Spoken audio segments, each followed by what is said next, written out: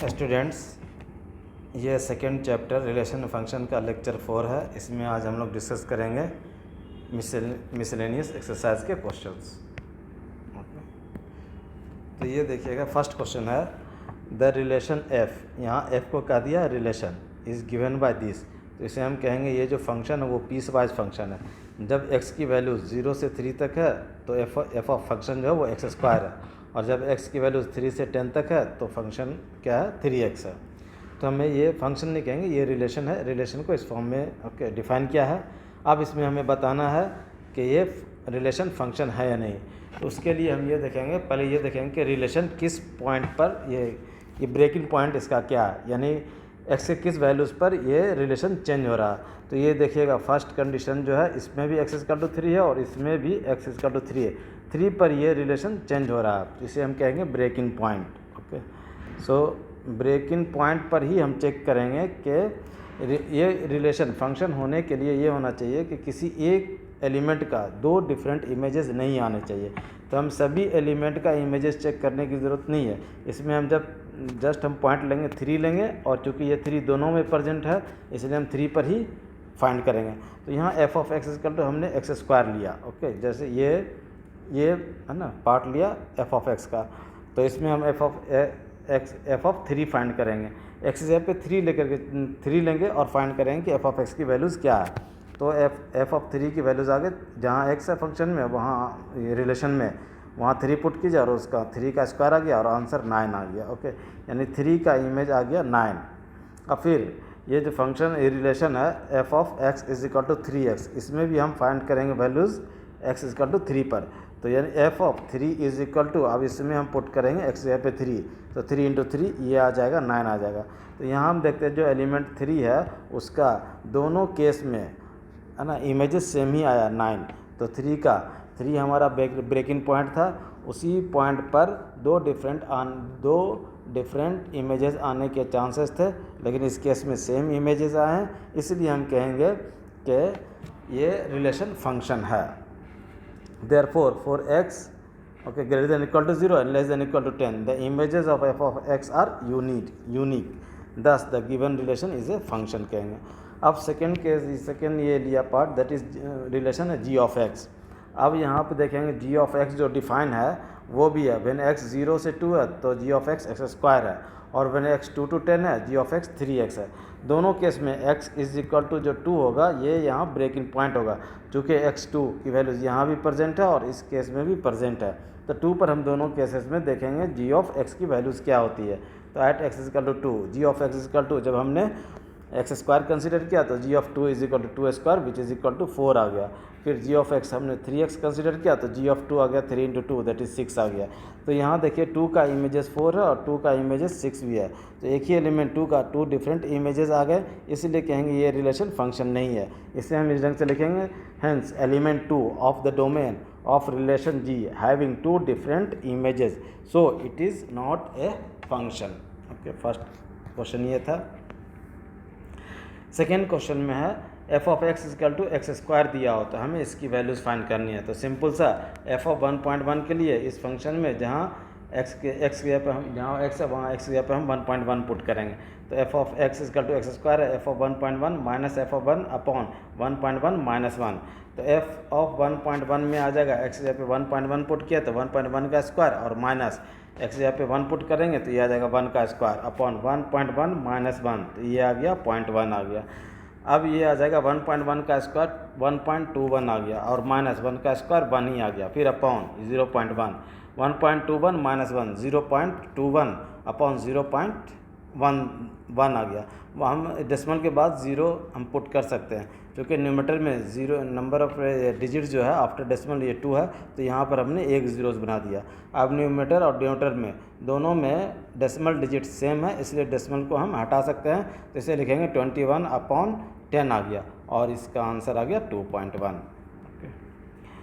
Third question है आपका, third question है find the domain of the function. ये फंक्शन दिया हुआ, इसका हमें डोमेन फाइंड करना है। डोमेन का फाइंड मतलब है कि possible set of all values of x for which f of x is real. तो हम यहाँ देखेंगे चूँकि डिनोमिनेटर पार्ट है तो डिनोमिनेटर को हमने फैक्टराइज कर लिया। अब x का वो वैल्यूज़ हम नहीं ले सकते हैं जिसमें डिनोमिनेटर में ये 0 बन जाए। तो यहाँ पे ये देखिएगा, इसे हम लिखेंगे for clearly F of X to be real. F of X का वैल्यूज़ रियल आने के लिए हम क्या कहेंगे, x माइनस 6 और into X minus 2 is not equal to 0। Okay, यहाँ हमने डिनोमिनेटर को फैक्टराइज किया है। अब इसे हम कह सकते हैं x minus 6 is not equal to 0 और x minus 2 is not equal to 0। Therefore लिखेंगे x is not equal to 6 और x is not equal to 2। यानी फंक्शन में हम 6 और 2 की वैल्यूज़ नहीं लेंगे, क्योंकि जब फंक्शन में हम x की जगह पे 6 की वैल्यूज़ फाइंड करेंगे, जब x की जगह पे हम 6 पुट करेंगे तो डिनोमिनेटर 0 आ जाएगा। जब डिनोमिनेटर 0 आ जाएगा तो ये अनडिफाइंड का केस आ जाएगा। इसलिए डोमेन इजकल टू क्या होगा, रियल नंबर एक्सेप्ट 2 एंड 6। तो रियल में से ये दो नंबर, ये दो एलिमेंट हमें हटा देने हैं। ओके, तो r माइनस सेट 2,6 लिखेंगे। ये आ गया इसका डोमेन। फोर्थ क्वेश्चन में find the domain and range of the function. ये दिया हुआ फंक्शन, इसका डोमेन और रेंज फाइंड करना है। तो जब भी रूट का फॉर्म आए फंक्शन में तो हम ये लिखेंगे for F of X to be real. Root के अंदर जो भी एक्सप्रेशन है उसका ये कंडीशन बनेगा। अब इसके लिए हम सॉल्व करेंगे तो -1 को साइड भेजा तो x is greater than equal to 1 आ गया। तो ये जो x का कंडीशन आया यही इसका डोमेन आएगा। तो डोमेन लिखेंगे that is 1 to infinity। Okay, 1 पर क्लोज ब्रैकेट देंगे क्योंकि यहाँ इक्वलिटी है और इन्फिनिटी पर हमेशा ओपन ब्रैकेट होता है। फॉर रेंज के लिए हम जान रहे हैं कि ये जो फंक्शन डिफाइन है x है किस वैल्यूज़ के लिए है, that is x is greater than equal to 1। तो x is greater than equal to 1 को हम लिख सकते हैं x is greater than equal to 1 और लेस देन इन्फिनिटी। अब x से हम ये एक्सप्रेशन जनरेट करेंगे तो हम -1 सभी में है ना, -1 सभी में ऐड करेंगे तो ये चेंज हो जाएगा 1 -1 और ये चेंज हो जाएगा x -1 और ये हो जाएगा इन्फिनिटी -1। तो ये आ गया 0 और ये आ गया x -1 और लेस देन इन्फिनिटी आ गया। अब हमें रूट के फॉर्म में चाहिए तो स्क्वायर रूट हम सभी में लेंगे तो 0 का स्क्वायर रूट 0 आ जाएगा और इसका स्क्वायर रूट इस फॉर्म में आएगा, इन्फिनिटी का स्क्वायर रूट इन्फिनिटी आता है। तो अंडर रूट x -1 की जो वैल्यूज़ होगी for the values of x 1 to infinity, उसकी वैल्यूज़ हो जाएगी 0 से लेकर के इन्फिनिटी। यही जो आया यही इसका रेंज होगा। ओके, फिफ्थ क्वेश्चन में है f of x is equal to modulus of x -1 ये दिया हुआ और इसमें डोमेन और रेंज सभी फाइंड करना है। तो आप यहाँ ऑब्ज़र्व करेंगे कि यहाँ x सभी रियल नंबर में हम x की वैल्यू कुछ भी पुट करेंगे रियल नंबर से तो उसमें f ऑफ x की वैल्यू हमें डिफाइन है, रियल मिलेगा। ओके, देयरफॉर हम लिखेंगे f of x is defined for all x belongs to real number. तो सभी f of x is real for all x belongs to real number, therefore हम लिखेंगे domain is equal to r लिख लेंगे। Okay, अब हमें range find करना है। तो रेंज में यहाँ सिंपल है कि चूँकि x की वैल्यू कुछ भी पुट करेंगे तो मॉडुलस उससे हमेशा पॉजिटिव ही बनाएगा। ओके, तो इसका जो रेंज आ जाएगा f ऑफ x की वैल्यू जो हमेशा मिलेगी वो पॉजिटिव मिलेगी और 0 भी मिलेगी। तो इसलिए रेंज हम डायरेक्ट ये लिख सकते हैं, रेंज जो आ जाएगा 0 to इन्फिनिटी। सिक्स्थ पार्ट में जो फंक्शन इस फॉर्म में दिया हुआ है, अब be a function from R real number to real number determine the range हमें फाइंड करना है। तो यहाँ फंक्शन जो दिया हुआ है f of x is equal to x square upon 1 + x²। ओके, अब हम ये दोनों इसमें हम ये एक्सप्रेशन लिख सकते हैं कि x² is less than 1 + x² for all x belongs to real number. सभी रियल नंबर x के सभी रियल नंबर के लिए x² is less than 1 + x² होगा। अब चूँकि ये 1 + x² हमेशा पॉजिटिव होगा तो दोनों साइड डिवाइड दे सकते हैं। तो x² upon 1 + x² and less than, इसमें इसको जब हम 1 + x² से डिवाइड करेंगे तो ये 1 आ जाएगा। दोनों साइड हमने 1 + x² से डिवाइड किया, चूँकि 1 + x² जो है वो हमेशा पॉजिटिव है। तो अब ये आ गया हमारा f ऑफ x कहेंगे, f of x less than 1 आ गया, ये कंडीशन 1 है। अच्छा, f ऑफ x जो है x² अपॉन 1 + x² है, ये हमेशा जो आएगा x के किसी वैल्यूज़ के लिए देखिएगा डिनोमिनेटर पार्ट भी पॉजिटिव आएगा और ये भी पॉजिटिव आएगा, 1 ऐड करेंगे तो पॉजिटिव ही आएगा। तो ग्रेटर देन और इक्वल टू 0 आएगा for all x belongs to real number. Okay, तो ये आ गया हमारा सेकेंड कंडीशन। तो फ्रॉम फर्स्ट और सेकेंड दोनों कंडीशन को हम कंबाइन करके कहेंगे f ऑफ x जो लाई करेगा वो 0 से 1 तक लाई करेगा, वो 0 पर इक्वलिटी का साइन रहेगा और 1 पर नहीं रहेगा। यही हमारा f ऑफ x का जो कंडीशन मिला यही हमारा रेंज कहलाएगा। तो रेंज आ गया 0 to 1। तो नेक्स्ट क्वेश्चन है दैट इज़ दो फंक्शन दिया हुआ f और g। Okay, from real number to real number defined respectively f of x equal to x plus one, g of x equal to 2x minus 3, find f plus g, f minus g, f upon g आ गया। Okay, अब यहाँ पर ये देखिए f plus ji of x, तो इसे हम लिख सकते हैं f of X plus ji of X. अब एफ ऑफ एक्स के लिए पुट कीजिए एक्स प्लस वन और जी ऑफ एक्स के लिए 2x माइनस 3 पुट कीजिए, सिंप्लीफाई कीजिए, यही है इसका आंसर आ गया।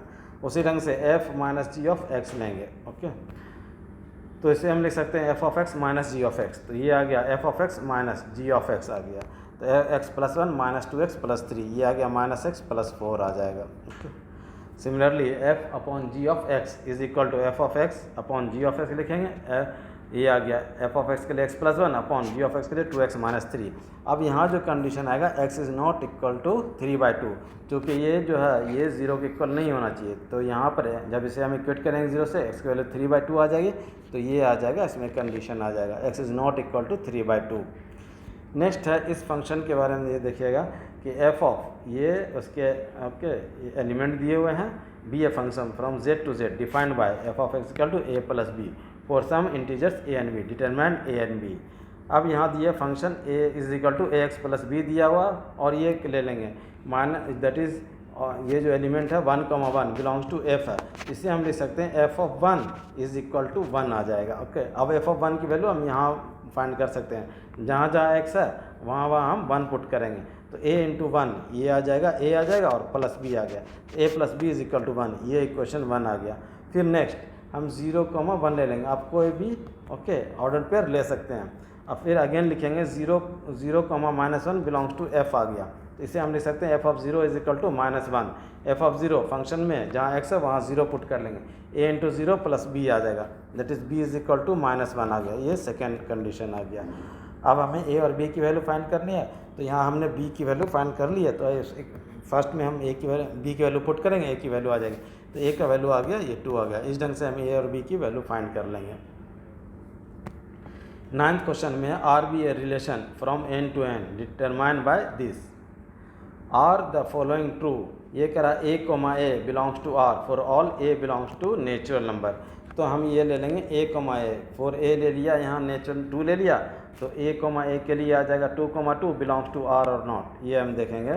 तो इसके लिए बिलोंग्स टू आर होने के लिए क्या होना पड़ेगा कि ये है ओके, ये does not belongs to R हो जाएगा, सिंस यहाँ लिखेंगे ये जो है ये कह रहा है कि a is equal to b square, a हमारा ये और b हमारा ये है। ओके, तो a का मतलब हो गया ये, okay, a is equal to, a का मीनिंग हो गया 2 और b का मतलब ये 2 का स्क्वायर, चूँकि 2 इज़ नॉट इक्वल टू 4, हम ये कहेंगे therefore 2,2 does not belong to R. तो ये जो कंडीशन है ये क्या आ गया, ये फॉल्स आ गया। इस केस में जब हम a का वैल्यू 2 लिए तो ऑर्डर पेयर जो बना 2,2 वो r की कंडीशन को सेटिस्फाई नहीं कर रहा, इसलिए ये जो आंसर आ गया इसका आंसर फॉल्स आ जाएगा। फिर उसी ढंग से ये कह रहा है कि a, b belongs to r, अगर ये a, b r का एलिमेंट है तो b, a also belongs to r, ये हमें बताना है कि ये फिर ट्रू है या फॉल्स है। तो एक एग्जाम्पल ले लिया 4,2 जो कि r की कंडीशन को सेटिस्फाई कर रहा है, that is 4 is equal to 2 square, इसीलिए कहेंगे 4,2 बिलोंग्स टू r, ये कहेंगे। अब इसी का इन्वर्स एलिमेंट ले लिया 2,4 does not belong to R होगा, सिंस क्यों नहीं होगा, क्योंकि 2 इज़ नॉट इक्वल टू 4 का स्क्वायर। ओके, देयरफॉर ये भी क्या आ जाएगा, फॉल्स आ जाएगा। फिर थर्ड कंडीशन ये कह रहा है कि if a, b belongs to r and b, c belongs to r then it implies that a, c belongs to r। तो थर्ड कंडीशन में देंगे a, b belongs to r। Okay, एक example ले लिया, चूँकि ये r के condition को सेटिस्फाई कर रहा है, 16 इज इक्वल टू 4 का स्क्वायर आ गया।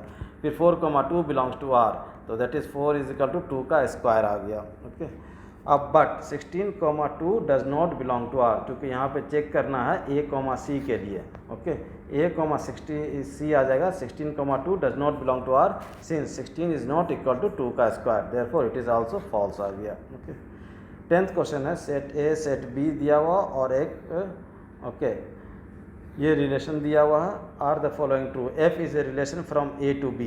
अच्छा, f is a relation from a to b हमें कैसे कह सकते हैं, तो f का जो है ना ऑर्डर पेयर का फर्स्ट एलिमेंट वो सेट a का एलिमेंट होना चाहिए और सेकेंड ऑर्डर पेयर का सेकेंड एलिमेंट सेट b का एलिमेंट होता है। तो फर्स्ट एलिमेंट में 1 2 3 4 है, तो फर्स्ट 1 2 3 4 है, सेट a का है, और सेकेंड एलिमेंट 5 9 1 और 11, 5, 9, 1, 11 सभी ये बी का एलिमेंट है। देयरफॉर हम ये कहेंगे F is a relation from A to B.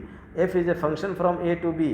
F जो है वो फंक्शन है या नहीं, तो किसी भी दो ऑर्डर पेयर का अगर ये फर्स्ट एलिमेंट सेम है तो वो फंक्शन नहीं होगा। तो हम ये देख रहे हैं कि ये दो ऑर्डर पेयर जो है इस केस में फर्स्ट एलिमेंट दोनों का सेम है, इसलिए ये फंक्शन नहीं होगा। ओके, ये लिखा हूँ। फिर 11th क्वेश्चन है, F be a function of Z cross Z defined by this. Okay, is F be a subset of Z cross Z defined by this. तो एफ यहाँ रिलेशन है। Is F a function from Z to Z, ये हमें कह रहा find करने के लिए। तो इसके लिए एग्जाम्पल ले लिया, let a is equal to 2 and b is equal to 3, और ये दिया हो f of a b is equal to, जो कि ऑर्डर पेयर इस फॉर्म में दिया हुआ, f of a b is equal to a plus b. A की जगह पे 2 पुट किया, बी की जगह पे 3 पुट किया, तो F of 2 into 3 is equal to 2 plus 3 which is equal to 5। तो F of 6 is equal to 5 आ गया। फिर अब ए का वैल्यू हम ले लेंगे, दैट इंटीजर ही होना चाहिए, दैट इज -2, और बी का वैल्यू -3 ले लिया। तो एफ ऑफ -2 इंटू -3 ये आ गया, -2 -3 -5 आ गया, that is F of 6 is equal to -5 आ गया। Since element 6 is having 2 different images, that is 5 and -5, therefore it is not a function. Element 6 के टू डिफरेंट इमेजेस आ गए, देयरफॉर हम ये कहेंगे ये फंक्शन नहीं है। 12th क्वेश्चन में ये करा कि सेट ए दिया हुआ है, ये एक फंक्शन डिफाइन है from A to natural number defined by F of N is equal to highest prime factor of N, find the range of F. तो अब यहाँ पर सेट ए का एलिमेंट एफ ऑफ 9 ले लिया, 9 का जो प्राइम फैक्टर है वो सिर्फ 3 ही है। ओके, तो इसलिए हाईएस्ट प्राइम फैक्टर 3 आ गया। 10 के केस में जो प्राइम फैक्टर एक 2 है और एक 5 है, दोनों का हाईएस्ट प्राइम फैक्टर लेना होता है, इसका आंसर क्या आ जाएगा 5 आ जाएगा। फिर 11 के केस में वो 11 ही होगा उसका, क्योंकि ये प्राइम नंबर है, 11 यही है हाईएस्ट प्राइम फैक्टर आएगा। 12 है, 12 के केस में 2 और 3 इसके प्राइम फैक्टर हैं, 2 ही है, तो जो हाईएस्ट प्राइम फैक्टर होगा वही उसका आंसर आ जाएगा। 13 के केस में प्राइम नंबर है तो 13 आ जाएगा। तो इसी तरह से ये सारे का आंसर ये आएगा, तो रेंज आ जाएगा 3, 5, 11 और 13, ये आ गया इसका आंसर। Okay, thank you. ये मिसलेनियस कंप्लीट हो गया।